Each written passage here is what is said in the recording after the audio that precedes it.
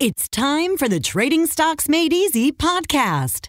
Each week, Trading Stocks Made Easy demystifies stock trading and investing so you can profit big.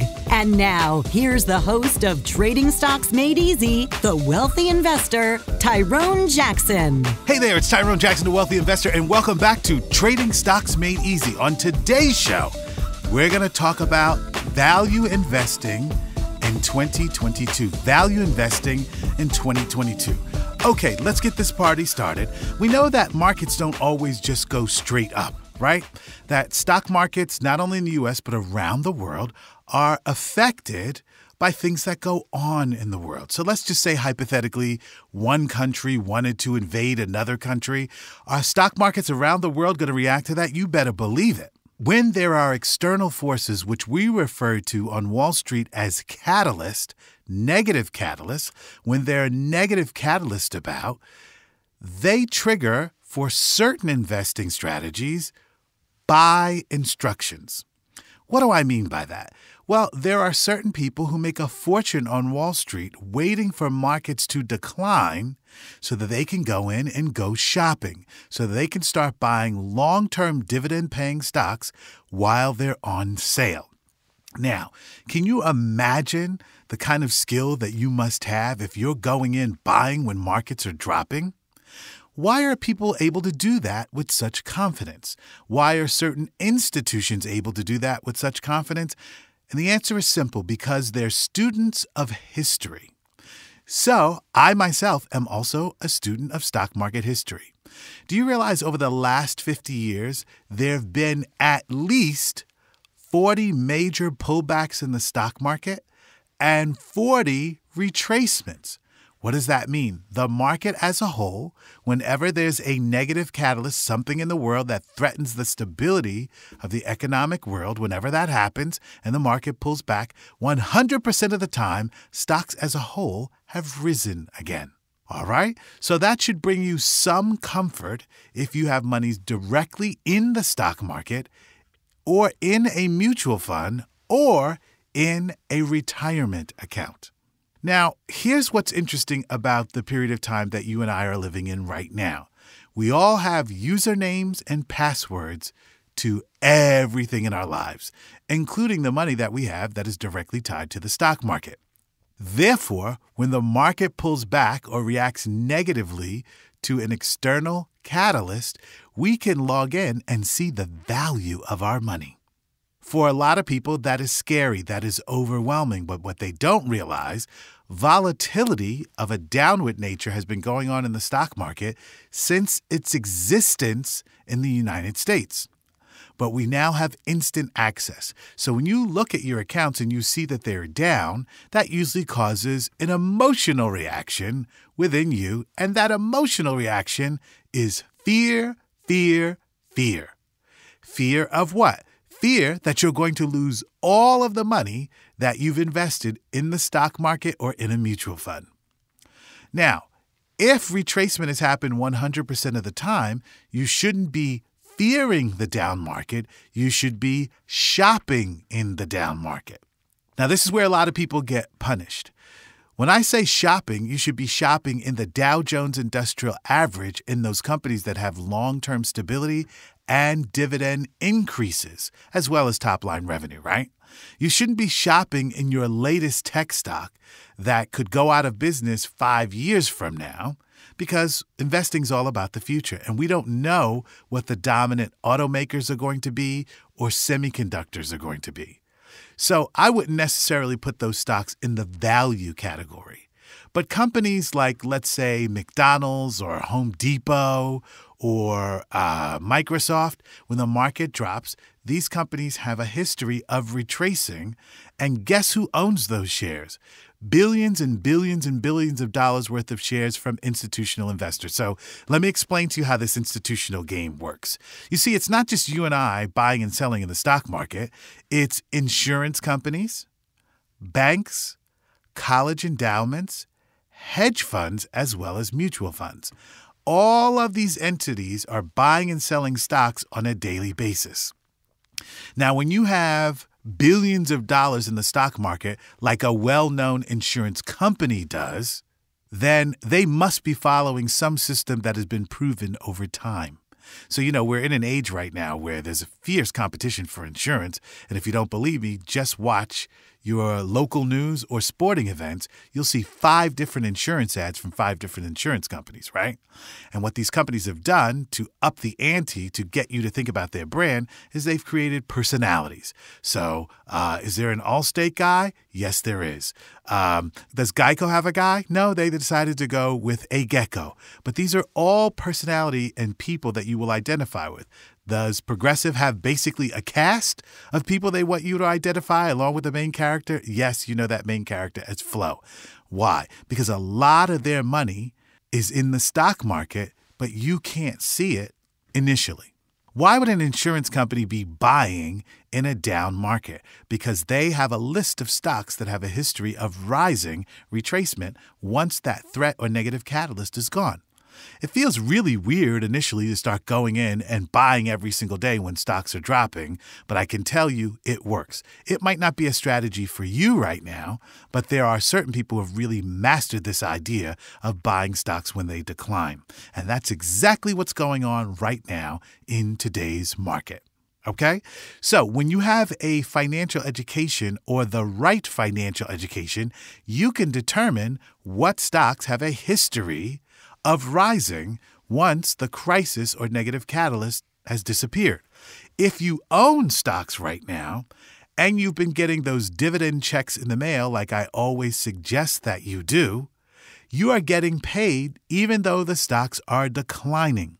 You see, there's several income streams in the stock market. The first, if you're following the Wealthy Investor Program, is of course covered call writing.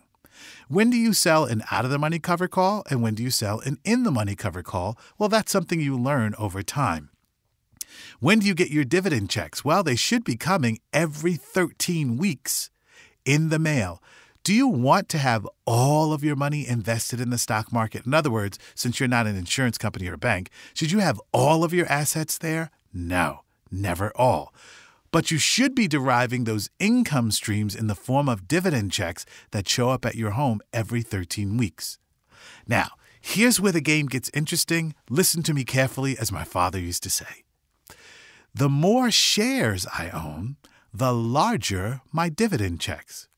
In other words, if I just own 10 shares of a company who's paying a dividend 25 cents per quarter, it doesn't seem like a big deal. But when I own over 1,000, 2,000, 3,000 shares, guess what? Those dividend checks become very significant. Did you know that we're living in a market right now where several members of the S&P 500 have just decided to increase their dividends? What does that mean? If you're a shareholder, your quarterly dividend checks are actually rising. What can you do with the dividend checks that are actually coming in? Here's the beauty of it. Anything that you want. You could put them in your savings. They can help pay for a vacation. They could just be put on the side as part of an emergency reserve fund. Whatever you want to do. They are a form of residual income, which is cash in. The problem that I have found is that most people are too busy working to ever become rich, and they never make a financial plan where they can hold stocks that pay dividend over years and years and years and years. Therefore, they would always have a residual income stream. When you give all your money to your financial advisor to put your money in a mutual fund, do you get those dividends directly on a quarterly basis? The answer is no. Why would you do that? Why would you just give your money to someone else to watch and to hold and not take quarterly dividend checks? Because it was all you knew at the time. When stocks are going down and you're not buying more, something is wrong. Why would you do that? One of two reasons, either fear or no one has shown you historically that the best time to buy stocks is when the market is pulling back. Think about that. Back in a moment. Want to increase your stock market trading profits? Then you need to start your monthly membership to WITradeschool.com right now. Don't understand how to write covered calls for monthly income? No problem. Simply review Tyrone's latest stock trades in our video library as many times as you need. WITradeschool.com is all about helping you get the financial education you need to earn money in the stock market and change your financial life. Tyrone Jackson, the wealthy investor, has helped his students earn thousands of dollars per month trading stocks online from home. These are people just like you. So what are you waiting for? Follow Tyrone Jackson's Red Hot Stock Trades and Investment Strategies today. Don't wait. Start your monthly membership at WITradeschool.com right now. If you don't know how to trade and invest in the stock market and you are not a value investor, something is wrong. So I want to talk to you about what mutual funds try to get you to do and what I think you should be doing on your own. Mutual funds say, hey, you're going to make a contribution every single month either through your 401k or on your own. You're going to buy some shares in our funds, which is basically a group of stocks that you let them choose, right? And we're going to use something called dollar cost averaging. Well, what does that mean? That means that you're buying some shares when they're low, some when they're high, and somewhere in the middle. So over time, you'll wind up with more shares in the fund and the value of the fund will go higher. The problem is when the mutual fund convinces you to dollar cost average, Google it if you want to see what I mean, is that you're not getting the full benefit of the money that you're putting in the fund because most of you are paying loads. A load is a small fee that you'll pay when you enter the fund, usually 1% to 2%. So if you're putting in $500 a month into a fund, did you know that not all of that $500 is making it right into the market? Because 1% to 2% goes in the form of a fee. So you're paying a fee to have someone else buy stocks for you, and you don't even know what they are. Whereas if you start dollar cost averaging into your TD Ameritrade account and buying stocks, let's say once a month, if you're not an active trader, you just want to invest, guess how much money it costs you to buy those shares? Nothing but the cost of the commission. And these days, TD Ameritrade gives you free commissions on stock trades. So you see, not having that financial education, not understanding how the stock market actually works, is costing you money right now. Why would you do that? You see, there's a saying that says, ignorance is expensive. Well, I thank you for listening to this show. This show, if you learn how to buy stocks directly on your own, is actually saving you money instead of you spending all these fees on dollar cost averaging. So what's going to happen in the stock market over the next 2 to 5 years? It is going to rise higher and higher and higher. Your job is not to succumb to fear.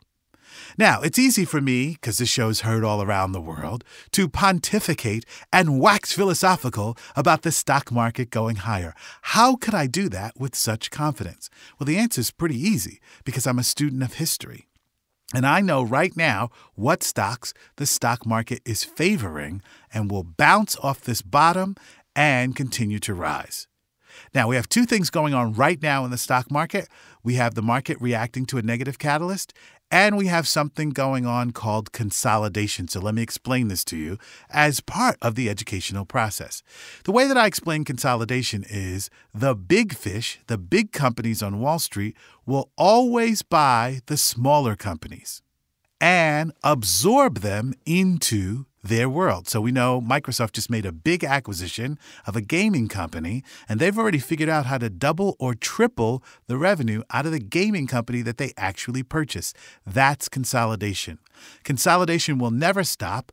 Why? Because there's a small group of people who make billions of dollars off of marrying those companies together. Do you get it? And those people are called investment bankers. You see, there are a lot of contracts and terms and compliance documents that need to be filed with the U.S. government when Microsoft bought that other company. And the people who move all that paper around and officiate in that marriage get a percentage of the acquisition fee. So could you imagine how much money that must be? If Microsoft or another company is acquiring a company for $25 billion, wouldn't you like to be the company in the middle? There's an awful lot of money to be made on Wall Street, and there's an awful lot of money to be made when you own the stocks of companies that are going on a buying spree that feed consolidation. So what are we going to see here, particularly in the next 24 months? Well, not just that Google 20-for-1 stock split, which you know is coming up because we've talked about that on the show. We're going to see massive amounts of consolidation. So if you let fear control your life, if you let fear control your money, it's very expensive and you are left out of the best game in the world for wealth building, which is investing in the U.S. stock market. Don't be left out of the game. Don't let fear control you. Know that when you have the right education, you can calculate when are the peak periods to buy and start building your wealth. So in 2 to 5 years, you have a nest egg that's hopefully $1 million or more. And that's what the show is all about. I want to tell you that you can do it.